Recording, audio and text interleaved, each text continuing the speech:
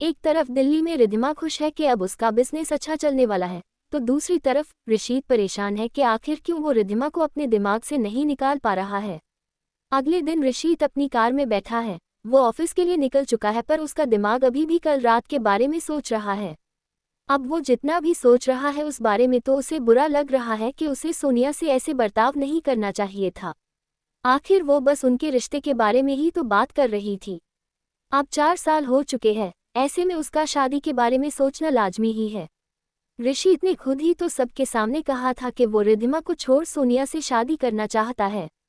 ना जाने क्यों वही इस पश्चाताप की आग में जलकर सोनिया से ही नहीं बल्कि खुद से भी दूर भाग रहा है। कल रात भी जब सोनिया ने कहा कि वो सिर्फ उसका है तो उसे रिद्धिमा की याद आ गई। रिद्धिमा ने भी उनके शादी की पहली रात ऐसे ही कहा था कि ऋषित सिर्फ उसका है। वो रात जब भी ऋषित को याद आती है जैसे मदहोशी छाने लगती है। ऋषित अपना ध्यान उन यादों से हटाने के लिए कार की खिड़की से बाहर देखने लगता है और खुद को समझाता है कि उसे सोनिया के बारे में सोचना चाहिए। फिलहाल तो उसका दिल और दिमाग सोनिया से शादी के लिए मान नहीं रहा। उसे सोनिया को ये बात समझानी होगी, उसे मनाना होगा। और ये कैसे करना है ये उसे अच्छे से पता है। थोड़ी ही देर में वो ऑफिस पहुंच जाता है। चिराग कुछ फाइल्स लेकर उसके केबिन में आता है। चिराग, मुझे एक टेक्सटाइल्स कंपनी शुरू करनी है। ये कंपनी अरोरा इंडस्ट्रीज के अंडर नहीं होंगी। पूरी इन्वेस्टमेंट मेरे तरफ से होगी, मेरी पर्सनल। जल्दी से तुम सारी जानकारी निकालो और मुझे दो। चिराग शौक होकर उसे देखते रह जाता है। उसे समझ नहीं आ रहा कि अचानक उसके बॉस को नई कंपनी खोलने की क्यों सूझी है। और वो उनके बिजनेस या कंस्ट्रक्शन इंडस्ट्री से नहीं बल्कि बिल्कुल अलग टेक्सटाइल इंडस्ट्री में। चिराग खुद को रोक नहीं पाता। सर, एक बात पूछूं? उद्धरण चिन्ह फाइल में देखते हुए ही ऋषित कहता है, बोलो। चिराग खुद को लकी समझ लेता है क्योंकि ऋषित अरोरा से सवाल पूछने की परमिशन रोज रोज तो नहीं मिलती। सर, वो मैं पूछना चाह रहा था कि अचानक आप ये नई कंपनी क्यों शुरू कर रहे हैं, और वो भी टेक्सटाइल्स कंपनी। उद्धरण चिन्ह मैं चाहता हूँ कि ये टेक्सटाइल्स कंपनी सोनिया के डिजाइन किए हुए कपड़ों का ब्रांड लॉन्च करे, ऋषित फाइल में देखते हुए ही कहता है। चिराग ऋषित की तरफ हैरानी से देखने लगता है। कल सोनिया मैडम के साथ डेट और आज सोनिया मैडम के लिए एक नई कंपनी खोल रहे हैं। लगता है ऋषित सर आखिरकार पिछला सब भुलाकर आगे जा रहे हैं। लगता है जल्दी ही सोनिया मैडम के साथ शादी भी कर लेंगे। चिराग इसी सोच में है तभी उसे ऋषित की आवाज सुनाई देती है, और कुछ सवाल है? उद्धरण चिन्ह नहीं नहीं सर, हड़बड़ाते हुए चिराग जवाब देता है और केबिन से चला जाता है। दूसरी तरफ रिद्धिमा तो बहुत खुश है कि गौरव के साथ काम करके उसके बिजनेस की तरक्की होने वाली है। मिहिर उसे बुटीक तक लिफ्ट दे देता है तब रिद्धिमा उसे ये सब बताती है। मिहिर उसे छेड़ने लगता है, तो रिद्धिमा मैडम, इसका मतलब है कि बंदा आपसे कुछ ज्यादा ही इम्प्रेस है। मुझे तो लगता है कि मुझे इस बंदे से मिलना चाहिए। उद्धरण चिन्ह आंखें सिकुड़ते हुए रिद्धिमा उससे पूछती है, तुम्हें गौरव से क्यों मिलना है? उद्धरण चिन्ह अरे, मुझे देखना पड़ेगा ना कि आखिर वो कौन है जो मेरे बेस्ट फ्रेंड को पसंद करने की हिम्मत कर रहा है। मिहिर हंसने लगता है। रिद्धिमा भी हंसने लगती है। तुम ना ये उल्टे सीधे अर्थ मत निकालो। ऐसा कुछ नहीं है, मेरे ख्याल से तो वो बिजनेस में ही इंटरेस्टेड है। उद्धरण चिन्ह मिहिर मुस्कुराते हुए कहता है, देख लेंगे, जल्दी ही वो भी पता चल जाएगा। वैसे तुम्हारी कार कब मिलने वाली है? शाम को मैं तुम्हें लेने आ जाऊं, साथ में घर जाएंगे। उद्धरण चिन्ह दरअसल रिद्धिमा की कार सर्विसिंग के लिए गई हुई है, इसीलिए आज मिहिर उसे ड्रॉप कर रहा है बुटीक के लिए।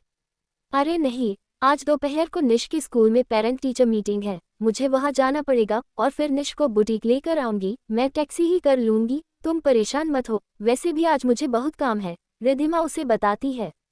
मिहिर बस ओके में सर हिलाता है। तक वो बुटीक भी पहुंच गए हैं। उसे बाय करके मिहिर चला जाता है। दोपहर को अपने काम से थोड़ा ब्रेक लेकर वो निशांत के स्कूल पहुंच जाती है।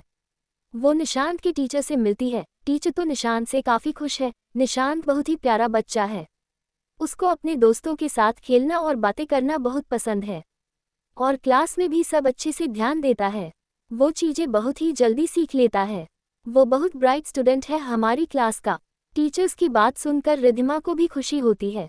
थोड़ी देर और टीचर से बात करके वो उनके केबिन से बाहर आती है। निशांत के बालों को सहलाते हुए उससे कहती है, अब मेरा निश बड़ा हो रहा है, जूनियर केजी में है, और टीचर भी कितनी तारीफ कर रही थी मेरी बेबी की। चलो आज इसी खुशी में आइसक्रीम खाएंगे। उद्धरण चिन्ह निशांत का चेहरा खुशी से खिल जाता है, पर अगले ही पल कुछ देख के उसकी मुस्कान थम सी जाती है। उसके दोस्तों के साथ उसके मम्मी पापा दोनों हैं, पर उसके साथ सिर्फ उसकी माँ है। उसका चेहरा उतरा हुआ देख रिद्धिमा उससे पूछती है, क्या हुआ? उद्धरण चिन्ह, सबके पापा आए हैं, मेरे पापा नहीं आएंगे कभी? उसका ये मासूम सा सवाल सुनकर रिद्धिमा की आंखें नम हो जाती है। नहीं, वो नहीं आएंगे, रिद्धिमा दुख भरी आवाज में कहती है।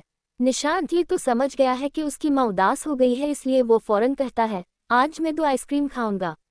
उद्धरण चिन्ह, रिद्धिमा धीरे से मुस्कुराती है, ठीक है। उद्धरण चिन्ह, निशांत को आइसक्रीम खिलाने के बाद वो दोनों टैक्सी से रिद्धिमा की बुटीक आ जाते हैं। निशांत और ज़्यादा खुश हो जाता है क्योंकि उसकी माँ काम में बिजी रहेगी और उसे लैपटॉप पर गेम खेलने का मौका मिल जाएगा। उसे आज बहुत काम करना पड़ता है और उसी में रात हो जाती है। उसने सोचा था कि आज निशांत भी उसके साथ है बुटीक में तो वो घर थोड़ा जल्दी जाएगी, पर काम में उसे वक्त का पता ही नहीं चला। निशांत खेलते हुए थककर सो भी गया है। उसे गोद में उठाकर वो टैक्सी में बैठती है। जैसे जैसे टैक्सी उसके घर की तरफ बढ़ने लगती है, उसके दिमाग में विचारों का सिलसिला भी आगे बढ़ने लगता है।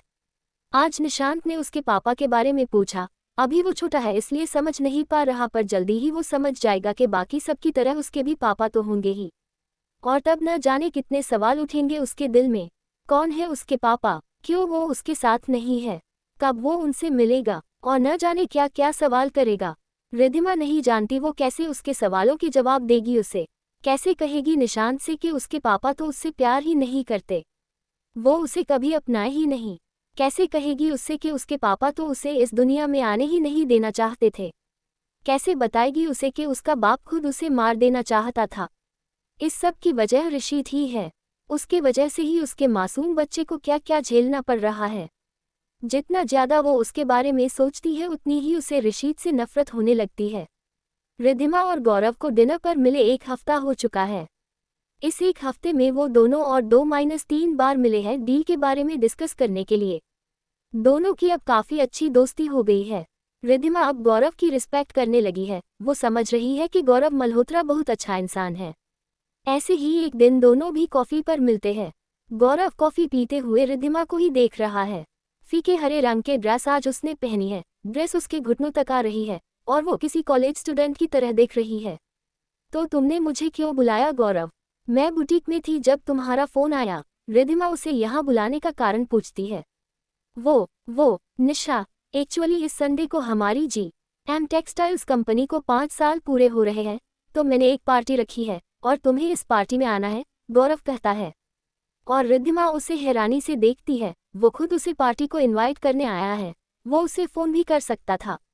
रिद्धिमा के हाव भाव देखकर गौरव फौरन कहता है, मतलब अब हम डील साइन करने वाले हैं, तुम्हारा बिजनेस भी बढ़ने वाला है, पार्टी में कई बड़े लोग आएंगे, तुम्हें उनसे कांटेक्ट बनाने चाहिए, ये बिजनेस के लिए अच्छा होगा। निशा मुस्कुराती है और पार्टी में आने के लिए हाँ कह देती है। दूसरी तरफ ऋषित को भी सोनिया के साथ डेट पर गए 1 हफ्ता हो चुका है। यहाँ तक उसने अपनी नई टेक्सटाइल्स कंपनी खोलने की प्रोसीजर भी शुरू कर दी है। उधर सोनिया के घर में उसकी मां निर्मला परेशान है। 1 हफ्ता हो चुका है सोनिया, ऋषित ने तुम्हें एक फ़ोन भी नहीं किया है, तुम कुछ करती क्यों नहीं? परेशान होते हुए वो सोनिया को डांटने लगती है। नहीं माँ, इस बार मैं ऋषित के पास नहीं जाऊंगी, हर बार यही होता है, वो गुस्सा करता है, मैं ही सॉरी बोलकर मामला खत्म करती हूँ, लेकिन इस बार उसे मुझे सॉरी बोलना होगा, तभी मैं उससे बात करूंगी। सोनिया अपना फैसला बताते हुए कहती है। पागल हो क्या तुम? वो ऋषित अरोरा कितना घमंडी है, वो तो सपने में भी तुम्हें सॉरी नहीं बोलेगा। मुझे ही कुछ करना होगा, बस तुम मेरी बात सुनो अब। निर्मला उसे अपना प्लान बताती है। आखिरकार सोनिया मान भी जाती है और वो अपने माँ के साथ अरोरा मेंशन पहुंच जाती है। उसकी माँ अरुण और देवयानी अरोरा से बात करने लग जाते हैं। अरुण जी, अब आप ही बताएं मैं क्या करूँ? 4 साल हो चुके हैं ऋषित को सोनिया से शादी का वादा दिए हुए। एक तरफ मेरी तबीयत ठीक नहीं रहती और दूसरी तरफ हमारे सारे दोस्त और रिश्तेदार भी दोनों के रिश्ते के बारे में, शादी के बारे में पूछते रहते हैं। निर्मला आंखों में पानी लाए कहती है। अरुण और देवयानी एक दूसरे की तरफ देखते हैं। इससे पहले अरुण कुछ कहे देवयानी ही बोल पड़ती है। ओहो निर्मला जी, आप तो ऐसे परेशान हो रही है जैसे ऋषित ने शादी से इनकार कर दिया हो। फिक्र मत कीजिए, कभी न कभी तो करेगा ही शादी। हाँ, कब करेगा ये नहीं पता। निर्मला इस बात से और ज्यादा परेशान हो उठती है और अरुण की तरफ देखती है। अरुण थोड़ा गुस्से और इरिटेशन से देवयानी को देखता है। देखिए निर्मला जी, आप परेशान मत होइए, आज इस बात का फैसला हो ही जाएगा। मैं अभी ऋषित को फोन करके घर बुलाता हूँ। अरुण फौरन ऋषित को फोन लगाता है। उधर ऑफिस के अपने केबिन में ऋषित चिराग से बात कर रहा है। सर, वो टेक्सटाइल्स कंपनी की प्रोसीजर हमने शुरू कर दी है, पर सर गवर्नमेंट की तरफ से परमिशन और ऑफिस फैक्ट्री के लिए जगह ये सब करने में अभी काफी टाइम लगेगा, चिराग ऋषित को बताता है। ऋषित कुछ सोचते हुए बस हमें सर हिलाता है। और सर, इस संडे को आपको एच.एस. डीलर्स के साथ दिल्ली में मीटिंग के लिए भी जाना है। और सर, उसी दिन हमें जी.एम. टेक्सटाइल्स की तरफ से पार्टी का इनविटेशन भी आया है। उनके कंपनी को 5 साल होने की खुशी में पार्टी है, तो क्या मैं उनका इनविटेशन एक्सेप्ट कर लूँ? उद्धरण चिन्ह। चिराग की ये बात सुनते ही ऋषित कुछ सोचते हुए पूछता है, जी.एम. टेक्सटाइल्स कंपनी क्या मल्होत्रा इंडस्ट्रीज के अक्षय मल्होत्रा के बेटे की कंपनी है? उद्धरण चिन्ह। जी सर, अक्षय मल्होत्रा की इंपोर्ट एक्सपोर्ट की कंपनी है मल्होत्रा इंडस्ट्रीज, पर उनके बेटे गौरव मल्होत्रा ने टेक्सटाइल इंडस्ट्री में कंपनी शुरू की थी 5 साल पहले। वैसे फिलहाल उनकी ये कंपनी टॉप के कंपनीज में से एक है। सर, आप ही नई टेक्सटाइल कंपनी शुरू कर रहे हैं, मुझे लगता है आपको इस पार्टी में जाना चाहिए। चिराग अपना मत जाहिर करता है। ठीक है, पार्टी में जाना कंफर्म कर दो और पार्टी के फौरन बाद हमारे मुंबई लौटने के लिए फ्लाइट की टिकट्स बुक कर दो, ऋषित फैसला ले लेता है। चिराग ओके कहकर केबिन से चला जाता है। तभी ऋषित का मोबाइल बजता है। अरुण का फोन देखकर ऋषित फौरन फोन उठता है। अरुण फौरन उसे घर आने को कहता है। काम के वक्त तो अरुण कभी ऐसे ऋषित को डिस्टर्ब नहीं करते, मतलब जरूर कुछ तो प्रॉब्लम हुई है। लंबी सांस लेते हुए ऋषित ऑफिस से निकलता है। 1 घंटे बाद जब ऋषित अरोरा मेंशन पहुंचता है तो वहां सोनिया और उसकी मां को देखकर हैरान रह जाता है। आप दोनों यहाँ? उद्धरण चिन्ह। आज ये फैसला होकर ही रहेगा कि तुम और सोनिया कब शादी कर रहे हो, अरुण कड़ी आवाज में कहता है। अगले ही पल ऋषित समझ जाता है सोनिया और उसकी मां यहाँ उसकी और सोनिया की शादी की बात करने आए हैं। बाकी सबको नजरअंदाज करते हुए ऋषित सोनिया के सामने आकर खड़ा हो जाता है। कम ऑन सोनिया, ये सब क्या है? तुम इतनी अच्छी फैशन डिजाइनर हो, करियर छोड़कर शादी करने की इतनी भी क्या जल्दी है? और तुम्हारे ब्रांड को लॉन्च करने के लिए मैं खुद एक टेक्सटाइल कंपनी खोल रहा हूँ, जल्दी ही सारा काम शुरू हो जाएगा। ये सुनकर सोनिया और उसकी मां की खुशी का ठिकाना नहीं रहता। खुशी से ऋषित को गले लगाते हुए वो कहती, ओह ऋषित, तुम कितने अच्छे हो, तुम सच में मेरे लिए कंपनी शुरू कर रहे हो? उद्धरण चिन्ह। हाँ सोनिया, और इसलिए तुम भी अपना काम शुरू कर दो, हामी भरते हुए ऋषित कहता है। ओह, अगर तुम दोनों का यही फैसला है तो फिर शादी की बात बाद में भी हो सकती है, निर्मला भी खुश होते हुए कहती है। थोड़ी देर बाद निर्मला और सोनिया निकल जाते हैं। फिर अरोरा परिवार साथ में खाने के लिए बैठा है।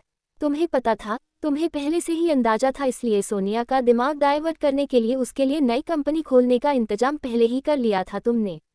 अरुण अपना इरिटेशन काबू में रखने की कोशिश करते हुए ऋषित को पूछता है। सब कुछ आपको पता है तो पूछ क्यों रहे हैं पापा? ऋषित अपना पूरा ध्यान खाने पर रखते हुए बिना अपने पापा की तरफ देखे हुए बोलता है। सोनिया से शादी करने में प्रॉब्लम क्या है? उससे शादी करने के लिए तुमने रिद्धिमा को उस हालत में घर से जाने को मजबूर किया था, तो अब क्यों नहीं कर लेते सोनिया से शादी? अरुण अब अपना गुस्सा काबू नहीं कर पा रहा। जैसे ही रिद्धिमा का नाम आता है ऋषित अरुण की तरफ देखता है। इस बार फैसला आप नहीं, मैं लूंगा। उद्धरण चिन्ह। और अगले ही पल वो खाना अधूरा छोड़ अपने कमरे में चला जाता है। एक तरफ ऋषित ने ठान लिया है कि इस बार वो अरुण को अपने जिंदगी के फैसले नहीं लेने देगा और दूसरी तरफ रिद्धिमा ने ठान लिया है कि अपने करियर को वो नई ऊंचाई पर ले जाएगी। पर दोनों भी इस बात से बेखबर है, दोनों के रास्ते एक बार फिर एक दूसरे से टकराने वाले हैं। आखिर संडे आ ही गया है और रिद्धिमा पार्टी के लिए तैयार हो रही है। उसने अपना ही डिजाइन किया हुआ बैंगनी रंग का गाउन पहना हुआ है। वो हल्का सा मेकअप कर रही है। उसे मेकअप करना उतना पसंद नहीं है, पर पार्टी के लिए वो ऐसे ही तो नहीं जा सकती, इसलिए थोड़ा मेकअप कर रही है। तभी निशांत वहां आता है। अपनी माँ को ऐसे तैयार होते देख निशांत पूछता है, मम्मा आप कहाँ जा रहे हो? मुझे भी आना है आपके साथ। उद्धरण चिन्ह। सॉरी बेटा, मम्मा को पार्टी में जाना है और वहाँ छोटे बच्चे नहीं होंगे, तुम बोर हो जाओगे। तुम यहाँ पर सुधा माँ और मिहिर के साथ रुको, मम्मा जल्दी वापस आ जाएगी। निशांत को प्यार से गले लगाते हुए रिद्धिमा उसे समझाती है। और अच्छे बच्चे की तरह निशांत बिना ज्यादा परेशान किए मान जाता है। रिद्धिमा तैयार होकर अपने कमरे से बाहर आती है। मिहिर उसकी तरफ देखकर कहने लगता है, वाह क्या बात है रिद्धिमा जी, आप तो कहर ढा रही हो आज तो मी। गौरव के साथ साथ बाकी सबके दिल भी आपके कदमों में होंगे। उद्धरण चिन्ह। रिद्धिमा हंसने लगती है। Shut up Mihir. उद्धरण चिन्ह। अरे सच बोल रहा हूँ, वैसे मैं ड्रॉप कर दूँ या फिर तुम अपने कार से जा रही हो। मिहिर अपनी बात पूरी कर ही रहा है कि तभी रिद्धिमा का फोन बजता है। फोन पर दूसरी तरफ से गौरव है। निशा, आर यू रेडी? मैंने अपने ड्राइवर को भेजा है, वो तुम्हें पिक कर लेगा। मैंने उसे तुम्हारा नंबर दे दिया है, वो पहुंचते ही तुम्हें कॉल करेगा। पर इसकी क्या जरूरत थी गौरव, मैं आ जाती खुद ही। रिद्धिमा हैरानी से बोलती है। अरे इसमें कोई बड़ी बात नहीं, पार्टी में मिलते हैं, बोलकर गौरव कॉल कर भी कर देता है। रिद्धिमा हैरानी से मिहिर को ये बात बताती है। मिहिर उसे छेड़ते हुए बोलता है, वाओ, मतलब तुम उसकी स्पेशल गेस्ट हो, इसलिए तुम्हें लाने खुद की कार और ड्राइवर भी भेज दिया, क्या बात है। उद्धरण चिन्ह। रिद्धिमा ये सुनकर सोच में पड़ जाती है, पर तभी उसे गौरव के ड्राइवर से फोन आता है। मिहिर और निशांत को बाय करके रिद्धिमा सोसाइटी के बाहर निकलती है। सामने ही कार और ड्राइवर खड़े हैं। जैसे ही वो कार के पास आती है, ड्राइवर आकर उसके लिए गेट खोलता है। रिद्धिमा बैठ जाती है कार में और ड्राइवर भी गाड़ी शुरू कर देता है। रिद्धिमा सोच में है, क्या सच में मिहिर जैसे बोल रहा है वैसे कुछ होगा गौरव के दिल में? नो, उसे किसी न किसी तरीके से गौरव को ये जता देना होगा कि वो उसे सिर्फ दोस्त मानती है और उस तरीके से उसमें बिल्कुल इंटरेस्टेड नहीं है। पर ये सब पार्टी में बोलना सही नहीं होगा, अगली बार जब वो उससे मिलेगी तो ये बात क्लियर कर देगी। दूसरी तरफ दिल्ली के एक होटल में एच.एस. डीलर्स के साथ ऋषित अरोरा की मीटिंग चल रही है। मीटिंग खत्म तो हो जाती है पर ऋषित काफी थक गया है और पार्टी अटेंड करने का उसका बिल्कुल भी मूड नहीं है अब। सर, हमें पार्टी के लिए निकलना है। चिराग उसे पार्टी की याद दिलाता है। अपना माथा मलते हुए बेमन से ही ऋषित कार में बैठ जाता है। दिल ही दिल में उसने तय कर लिया है कि वो पार्टी में बस कुछ ही देर रुकेंगे और जल्दी ही निकल लेंगे पार्टी से। शायद वो फ्लाइट में बैठने से पहले थोड़ा आराम कर सकेगा। रिद्धिमा और ऋषित एक दूसरे से अनजान एक ही पार्टी में पहुंच जाते हैं। ऋषित को देखकर गौरव उससे बात करने आता है। हेलो मी। ऋषित अरोरा, आपको यहाँ देख खुशी हुई। हेलो मी। गौरव, मुझे भी खुशी हुई आपसे मिलकर। ऋषित गौरव से हाथ मिलाते हुए बोलता है। ऋषित को न जाने क्यों एक अजीब सी बेचैनी हो रही है। वेटर से ड्रिंक की ग्लास लेकर वो धीरे धीरे पीने लगता है। तो मैंने सुना है वो सच है मी? अरोरा। गौरव भी ड्रिंक लेते हुए बोलता है। आपने ऐसा क्या सुना है मी? मल्होत्रा। ऋषित गौरव से पूछ लेता है। मैंने सुना है आप भी टेक्सटाइल्स के बिजनेस में इंटरेस्टेड है, जल्दी ही नई कंपनी शुरू करने की सोच रहे हैं। गौरव धीमे से कहता है। ऋषित धीरे से मुस्कुरा देता है। गुड, काफी जानकारी रखते हैं आप। उद्धरण चिन्ह। आप क्या करें, जिस फील्ड में काम कर रहे हो उसमें कब कहाँ क्या हो रहा है इसकी जानकारी तो रखनी पड़ती है, थोड़ा सा हंसते हुए गौरव बोलता है। ऋषित उस पर कुछ नहीं कहता, बस अपना ड्रिंक करते रहता है। गौरव बात को आगे बढ़ाने लगता है। वैसे आपकी कंपनी को मेरी कंपनी से टकराना होगा, क्योंकि फिलहाल तो जी.एम. टेक्सटाइल्स तो टॉप रेटेड है। उद्धरण चिन्ह। मुझे लगता है थोड़ी बहुत कंपटीशन बिजनेस के लिए अच्छी ही होती है। ऋषित धीमे से गौरव की आंखों में आंखें डालकर कहता है। बिल्कुल, वैसे आप पार्टी एंजॉय कीजिए, मैं अभी आता हूँ। गौरव कहता है, जिस पर ऋषित बस धीरे से सहमति में सर हिलाता है। गौरव बाकी लोगों से मिलने लगता है और ऋषित वेटर से एक और ग्लास लेकर पीने लगता है। उधर रिद्धिमा भी पार्टी में पहुंच गई है, पर जैसे ही वो पार्टी में आती है वो जरा नर्वस हो जाती है। इतनी बड़ी पार्टी अटेंड करने का शायद ये पहला ही मौका है उसका। हाँ, जब ऋषित से शादी हो गई थी तब अरोरा मेंशन में वो रहती थी, तो कई पार्टीज होती थी, पर रिद्धिमा उन पार्टीज में शामिल नहीं होती थी, क्योंकि उन पार्टीज में वो किसी को ज़्यादा नहीं जानती थी। फिर जब वो प्रेग्नेंट है ये पता चला तो डॉक्टर ने उसकी कमज़ोर तबीयत को देख उसे शुरुआत के कुछ महीने बेड रेस्ट ही लेने को बोला था। ऑफकोर्स एक कारण और भी था कि वो नहीं जानती थी कि लोग जो ऋषित लंदन से कब आ रहा है उससे पूछते थे उसका जवाब क्या दे। रिद्धिमा एक लंबी सांस लेती है, तभी सामने से गौरव उसके पास आता है। गौरव जैसे ही उस तक पहुंचता है, कुछ पल वो उसे देखते रहता है। वो इतनी खूबसूरत लग रही है कि कुछ पल तो गौरव पार्टी और सब कुछ भूल जाता है। हाय, क्या मैं लेट हूँ? रिद्धिमा गौरव की अपने ऊपर ठहरी हुई नज़र से थोड़ा अनकंफर्टेबल होने लगती है। गौरव खुद को संभालते हुए रिद्धिमा को धीरे से गले लगाता है। हाय निशा, वेलकम, तुम बहुत खूबसूरत लग रही हो आज। रिद्धिमा थोड़ा सा मुस्कुराकर जवाब देती है, थैंक्स। उद्धरण चिन्ह, क्या तुम कुछ ड्रिंक लेना चाहोगी? गौरव उसे ड्रिंक ऑफर करता है, जिस पर रिद्धिमा मना कर देती है। फिर गौरव उसे अपने कुछ मेहमानों से मिलाने लगता है, लेकिन थोड़ी ही देर में गौरव बाकी मेहमानों के साथ बिजी हो जाता है और रिद्धिमा बोर होने लगती है। पर वो जानती है कि लोगों से जान पहचान बढ़ाने के लिए ये अच्छा मौका है। बस यही सोचते हुए वो किसी से बात करने की सोचती है। वो देखती है कोई उसकी तरफ पीठ करके खड़ा है, वो किसी से बात कर रहा है। रिद्धिमा उसकी तरफ बढ़ती है और पीछे से उसे बुलाने वाली है कि उसकी नज़र सामने वाले कांच पर पड़ती है। एक्चुअली वहाँ पर डेकोरेशन के लिए कई सारे कांच लगाए हुए हैं। ऐसे ही सामने वाले कांच में रिद्धिमा को ऋषित दिखाई देता है। मतलब जिस इंसान को वो अभी आवाज़ देने वाली थी वो ऋषित है। वो इतनी शॉक हो गई है कि 1-2 पल वो वैसे ही खड़ी रहती है। उसी समय ऋषित की नज़र भी सामने वाले कांच पर पड़ती है। वो देखता है रिद्धिमा उसके पीछे खड़ी है। वो कई बार अपनी पलकें झपकाता है, सोचकर क्या वो जो देख रहा है सच है। अगले ही पल ऋषित पीछे मुड़कर देखता है, पर उसी पल रिद्धिमा विरुद्ध दिशा में मुड़कर वहां से भागने लगती है। ऋषित भी उसके पीछे भागने लगता है। अचानक वो किसी वेटर से टकरा जाता है। ट्रे में रखे हुए सारे ग्लासेस गिर जाते हैं। कुछ ड्रिंक ऋषित के कपड़ों पर गिर जाता है, पर उसकी परवाह किए बगैर ऋषित उस वेटर को साइड में धकेल कर रिद्धिमा को देखने लगता है। पर इस मौके का फायदा उठाकर रिद्धिमा कहीं छुप गई है। ऋषित उसे इधर उधर देखने लगता है, पर जैसे वो कहीं गायब ही हो गई है।